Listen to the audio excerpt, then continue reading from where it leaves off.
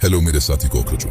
बाबा साहब अम्बेडकर कहा करते थे, education is the milk of a tigress, one who drinks it gets the power to roar. यानी शिक्षा शेरनी का दूध है, जो पिएगा वो दहाड़ेगा। पर आज का हमारा एजुकेशन सिस्टम देश के स्टूडेंट्स को दहाड़ना सिखाने की जगह बिलबिलाने पे मजबूर कर रहा है कि बार बार नीट का पेपर लीक हो जा रहा है। सरकार क्या कर रही है? 24 में वो उसमें भी लीक हो गया, अब 26 में भी आप कह रहे हो दोबारा लीक हो गया पेपर। एक पेपर अच्छे से कंडक्ट नहीं करा, ऐसी सरकार पे अपन भरोसा कैसे कर सकते हैं? सिर्फ पिछले 7 सालों में 70 से ज्यादा पेपर लीक्स ने ऑलमोस्ट 2 करोड़ स्टूडेंट्स की लाइफ और मेंटल हेल्थ पे भारी नेगेटिव इम्पैक्ट छोड़ा है। ये मेरा पड़ा था बेगूसराय, ये पड़ा था मेरा बक्सर में। ठीक है सर, 2 दिन स्टे किए थे, 4000 रुपए लगा था। और आप बिलीव करेंगे सर, दोनों पेपर कैंसिल हो गया। क्या करें हम लोग सर? जहाँ पेपर लीक नहीं होता वहाँ सिस्टम कोई नई प्रॉब्लम क्रिएट कर देता है। जैसे यूपी में एसएससी जीडी के एग्जाम सेंटर्स में सीटिंग कैपेसिटी से double number of admit cards issue कर दिए गए। जब सीट नहीं था तो यहाँ बुलाना ही नहीं चाहिए था। हम लोग कितना दूर से आ रहे हैं, कैसे आ रहे हैं, कितना प्रेशर है, इन सबको तो पता है नहीं।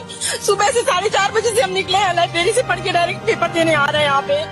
पर फिर जहाँ लीक और एग्जाम सेंटर की प्रॉब्लम न हो, उस एग्जाम में क्वेश्चन पेपर ऐसा बना दिया जाता है कि आंसर नॉलेज के मेरिट पे नहीं बल्कि तुक्के मार के देना पड़ता है। यूपीएससी के लिए एक मैं बेटर चीज बता देता हूँ कि एग्जाम देना बंद करो, ये सिक्का लिया करो, बच्चों को एग्जामिनेशन सेंटर के बाहर बुलाओ, जिसका हेड आया उसका पास, जिसका टेल आया उसकी पूंछ काट के घर भेज दो। क्योंकि ये एग्जाम सिर्फ और सिर्फ लक बेस्ड है यार, तुम नॉलेज चेक थोड़ी ना कर रहे हो। अब तो तुम टाइम पास करने लग गए हो। तो ये पेपर लीक तो नहीं है, लेकिन स्टूडेंट्स की जिंदगी बर्बाद इससे भी होगी, बस तरीका अलग है। स्टूडेंट्स की जिंदगी बर्बाद करने के इनोवेटिव तरीकों में अब हमारा सिस्टम टेक्नोलॉजी का भी बढ़िया इस्तेमाल कर रहा है। सीबीएसई के छात्रों ने आरोप लगाया है कि उनकी जो कॉपियां स्कैन की गई हैं ठीक से नहीं हुई। स्कैन में मिली कॉपियां इतनी धुंधली हैं कि छात्र अपनी ही लिखावट नहीं पहचान पा रहे। इसकी मार्किंग कैसे मुमकिन? सीबीएसई से मेरे को भी ये कॉपी मिली है, मेरी हाथ में मेरी हैंड राइटिंग है और ऊपर मार्क्स 33 मिले हैं मेरे को बस, जबकि मैंने पूरा पेपर करा था। और अभी जब मैं पेपर चेक करने लगा तो देखा कि इसमें तो मेरी हैंड राइटिंग है ही नहीं। और जब इन परेशान स्टूडेंट्स के लिए सीबीएसई ने कोई ग्रीवेंस रिड्रेसल सिस्टम प्रोवाइड नहीं किया था तो स्टूडेंट्स नेचुरली सोशल मीडिया पे आए और कंप्लेन करने लगे।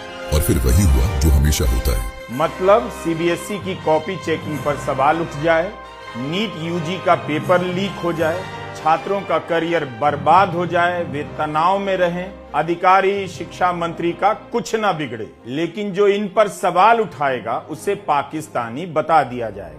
तो इसीलिए मैं खुद को Pakistani sponsored opposition funded cockroach declare करते हुए पीएम मोदी को एक चैलेंज देना चाहता हूँ कि सर, अगर आपने एजुकेशन के किसी भी मुद्दे पर एक प्रेस कॉन्फ्रेंस करके स्टूडेंट्स के टूटे हौसलों पर थोड़ा मलहम लगाने का मास्टर स्ट्रोक करते हैं तो मैं ये प्रॉमिस करता हूँ कि मैं ना सिर्फ अपने सोशल मीडिया हैंडल्स का नाम बल्कि इस वीडियो पे कोलैबोरेट करने वाले हर क्रिएटर के हैंडल का नाम चेंज करवा के नरेंद्र मोदी फैन क्लब रखवा दूंगा। अच्छा बोले ऐसा होता है।